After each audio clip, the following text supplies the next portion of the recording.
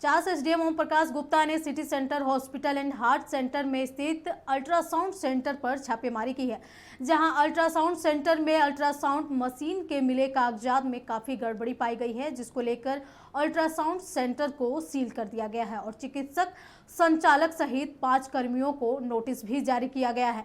वहीं एसडीएम ओम प्रकाश गुप्ता ने बताया कि अल्ट्रासाउंड मशीन और कागजात में काफी मिसमैच पाए गए हैं। फॉर्म में डॉक्टर का साइन नहीं था। अल्ट्रासाउंड कराने आई महिलाओं का डिटेल्स भी फॉर्म में नहीं पाया गया है। वहीं अब इन पर पीसीपीएनडीटी एक्ट के तहत कार्रवाई की जाएगी। जो अल्ट्रासाउंड क्लिनिक है उसमें चेकिंग के दौरान form F, ANC register, bill और जो डेटा है अल्ट्रासाउंड मशीन में उसमें इरेगुलरिटीज़ पाया गया है।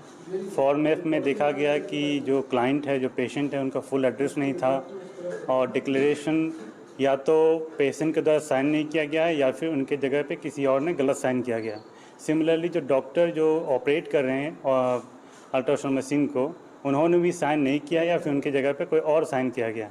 इसी तरीके के जो डेटा है वो काफ़ी मिसमैच हो रहा है। इससे जो है पीसीपीएनडीटी के कुछ